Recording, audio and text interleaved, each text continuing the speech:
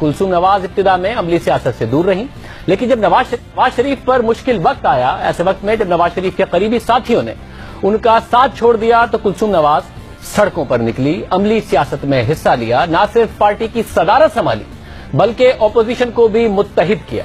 और एक वक्त ऐसा भी आया कि यह तक कहा गया कि मुशर्रफ हुकूमत नवाज शरीफ से ज्यादा कुलसूम नवाज से घबराई हुई थी। 12 अक्टूबर 1999 को परवेज मुशर्रफ ने नवाज हुकूमत का तख्ता उल्टा और नवाज शरीफ और शरीफ खानदान के दीगर अफराद को जेल जाना पड़ा, तो कुलसूम नवाज ने पार्टी संभाली। उन्होंने सख्त पाबंदियों में पूरे मुल्क के दौरे किए। उन्होंने अपोजिशन की दीगर जमातों के साथ मिलकर इत्तेहाद बराए बहाली जमहूरियत यानी ARD को भी फाल रखा। एक तरफ अपोजिशन को सरगर्म रखा और दूसरी तरफ पार्टी को मुत्तहिद रखने के लिए भी जिद्दोजहद की। परवेज मुशर्रफ के दौर में जब उन्होंने लाहौर से पेशावर तक कारवाने तहफ्फुज़ पाकिस्तान का ऐलान किया तो मुशर्रफ हुकूमत ने उनकी रिहाइश गाह का मुहासरा कर लिया। कुलसूम नवाज किसी तरह बाहर निकलने में कामयाब तो हो गई, लेकिन पुलिस ने उन्हें रास्ते में ही रोक लिया, जिस पर कुलसूम नवाज ने खुद को गाड़ी में लॉक कर लिया, उतरने को तैयार न हुई, गाड़ी से बाहर आने से इनकार कर दिया। इसके बाद कार को उठाने के लिए एक क्रेन मंगवाई गई और क्रेन उनकी गाड़ी को उठाकर कहीं और मुंतकिल करने के लिए इस्तेमाल की गई। पुलिस ने गाड़ी का लॉक खोलने के लिए मैकेनिक को भी बुलवाया, मगर पुलिस नाकाम हुई। इस दौरान स्टैंड बाय पर एम्बुलेंस मंगवा ली गई क्योंकि गाड़ी के अंदर गर्मी बहुत थी। बेगम कुलसूम नवाज 10 घंटे इसी हालत में गाड़ी के अंदर रहीं, बाहर नहीं निकली। कुलसूम नवाज के साथ पेश आए इस वाक़े को आलमी मीडिया ने खुसूसी कवरेज भी दी। कुलसूम नवाज ने आमरीत के खिलाफ जिद्दोजहद जारी रखी। नवाबजादा नसरुल्लाह के साथ आमरीत के खिलाफ कायम सियासी इत्तेहाद GDA में दीगर जमातों को फाल किया। ये टूटा तो ARD के नाम पर नया इत्तेहाद वजूद में आया। ARD बनने के थोड़े दिन बाद ही शरीफ खानदान के तमाम अफराद जेलों से रिहा करके जद्दा भेज दिए गए। नवाज शरीफ की रिहाई के बाद कुलसूम नवाज ने सियासत से किनारा कशी इख्तियार कर ली। कुलसूम नवाज ने अपनी इस सियासी जिद्दोजहद के हवाले से एक किताब जबर और जमहूरियत के नाम से लिखी। इस किताब के चंद मंदरजात सामने आए। इस किताब में कुलसूम नवाज ने फौज की जानिब से तख्ता लौटने के वाक़े को याद करते हुए लिखा कि फौज ने उनके शौहर बेटे हुसैन नवाज और देवर शहबाज शरीफ को गिरफ्तार किया और इस वक्त मुसल्लह अहलकारों ने नवाज शरीफ पर बंदूक तान कर उनसे मुस्ताफी होने के लिए कहा। नवाज शरीफ ने उनसे कहा कि क्या तुम मुझे कत्ल करना चाहते हो? जवाब में वो मुसल्लह अहलकार खामोश खड़े रहे।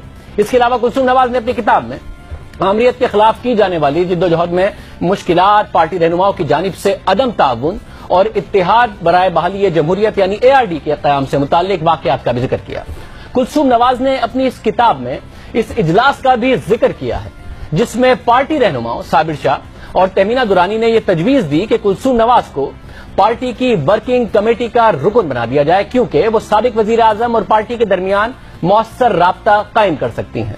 मगर कुछ अहम पार्टी रहनुमाओं ने, खासतौर पर चौधरी शुजात हुसैन और खुर्शीद अहमद कसूरी ने इस तजवीज की मुखालफत की क्योंकि उन्हें इस बात का डर था कि उनके मंसूबे, आने वाले दिनों के मंसूबे खराब हो सकते हैं। उन्होंने मुखालफत करते हुए कहा कि कुलसूम नवाज पार्टी इजलास में एक मुबस्सिर की हैसियत से शरीक हो सकती हैं मगर मरकजी वर्किंग कमेटी के रुकन की हैसियत से नहीं।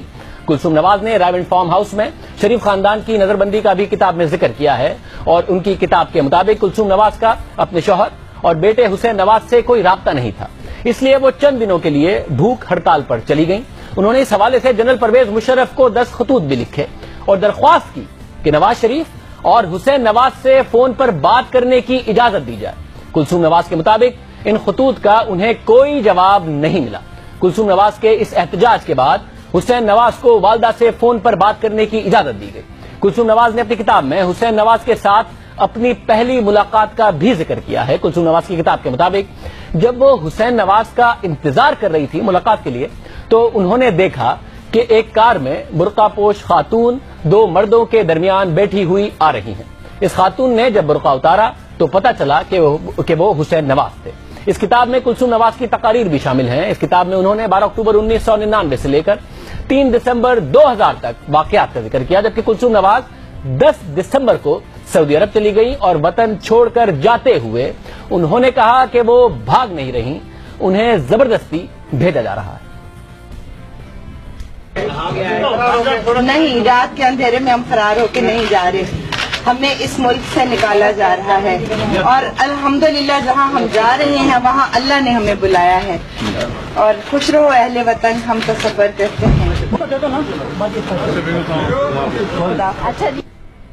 اور پھر دوسری بار وہ اس وقت سیاست میں پھر سے متحرک ہوئیں جب نواز شریف کو نااہل کیا گیا اور انہیں پارٹی صدارت بھی چھوڑنا پڑی، تو پھر کلثوم نواز کو پارلیمانی سیاست میں اتارا گیا۔